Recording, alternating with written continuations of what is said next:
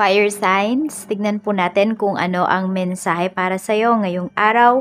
Keep in mind po na ito ay general reading lamang, so hindi po lahat ay makaka-relate, so be open-minded.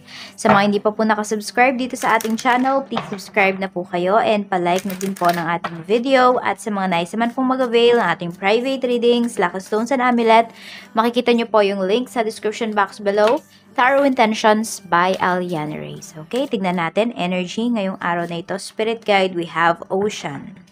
Go with the flow and flow with the glow. Ayan. So, may mga emotions, may mga, sabihin natin, some of you, hindi naman siya triggers eh. Pero more on emotion. So, yung iba sa inyo is, you have empathy, or you're very empathic ngayong araw na ito, you're very compassionate. Hindi lang sa ibang tao, more on sa sarili mo ito, fire signs. Mas ramdam mo or mas alam mo kung ano ba yung nararamdaman mo talaga ngayon. So, ready ka na i-address yan or i-embrace yung nararamdaman mo.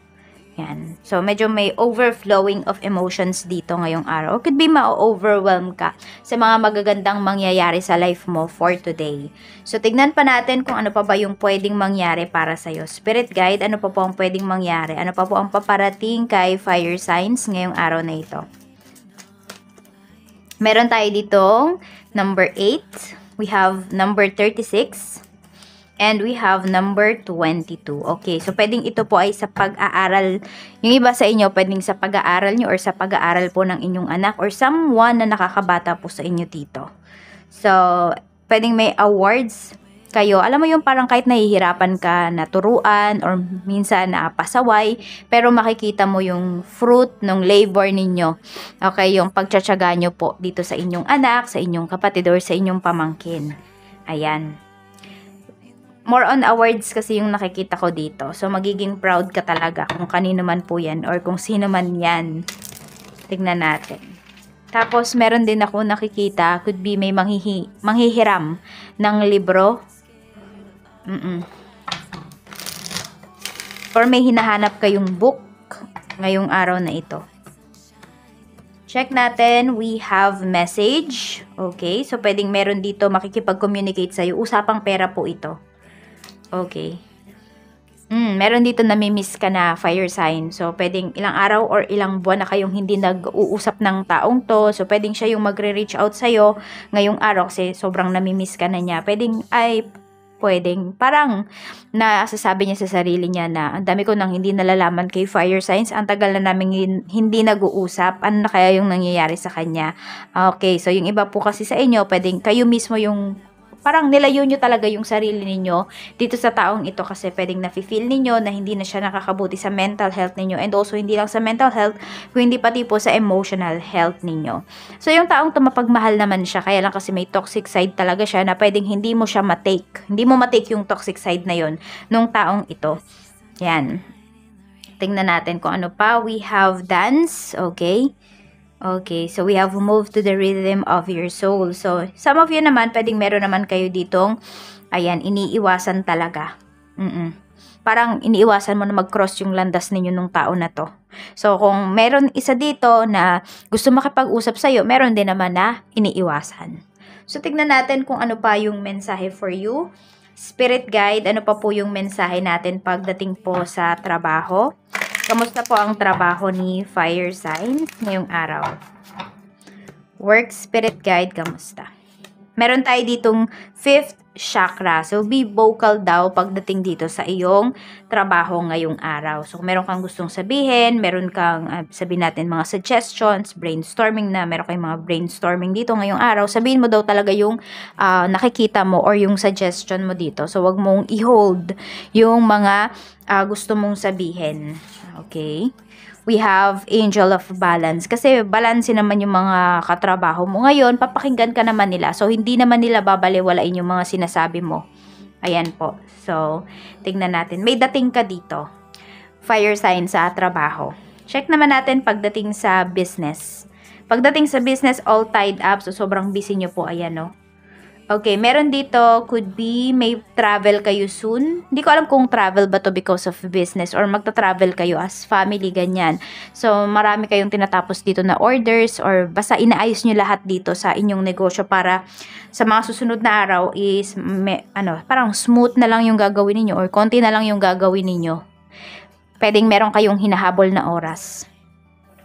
I mean deadline. Ngayon, okay, kung hindi to ngayong araw, pwede ngayong month na to mismo. Deceit. Okay, so ayan, maging, ano talaga kayo dito, maging honest kayo sa sked ninyo, yan po. Tas ito, pwedeng may manloloko sa'yo dito in terms of finances, in terms of your money, or sa kita mo, yan. So, pwedeng meron client na sobrang humingi ng discount. So, nasa sayo naman yan kung pagbibigyan mo. Kaya lang kasi parang masyado kang talo dito sa hinihingi niya na discount sa'yo. So, wag kang magpapaloko or sabihin natin, hindi naman yan panloloko. Kung hindi, wag kang bibigay, wag kang maging marupok dito, fire signs, kasi pinaghirapan mo to.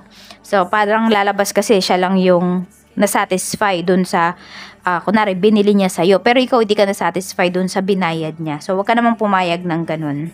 Tignan natin pagdating sa money, we have financial constraints. Ayan. So, medyo mayroon ngayong araw na ito, kailangan yung magtipid.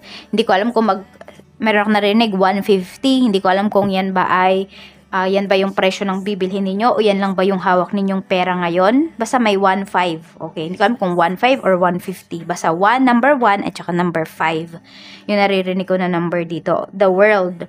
Okay, so mukhang nakalabas lahat ng pera ninyo. Or hindi pa dumarating yung perang hinihintay ninyo, fire signs. Kaya wala pa kayong dito, wala pa kayo bang lakas ng loob ngayong araw pagdating dito sa inyong mga finances. And meron din dito nang hihinayang kayo sa perang ginastos po ninyo. Ayan, pwedeng meron kayong nakakaalitan dito pagdating sa pera.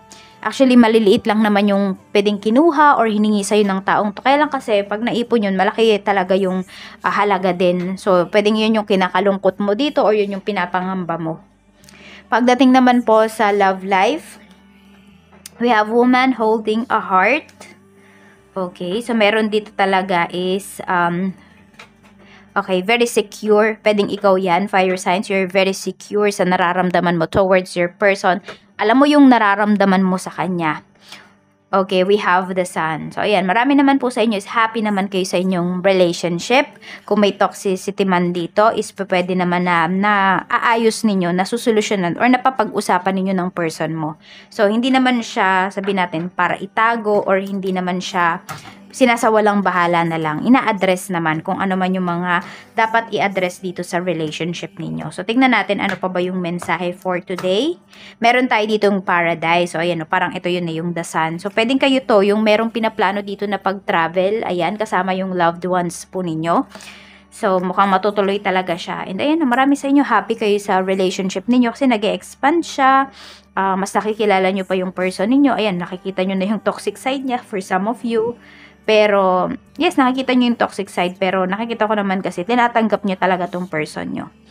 So, ito po yung mga lucky numbers mo. We have number 10, 36, 22, 44, 1, 29, 13, 23, 25, 48, and 39. So, medyo marami tayong lucky numbers for today. So, ayan lang po, fire signs. Maraming salamat. Mag-iingat po kayo always and more blessings to come. Bye-bye!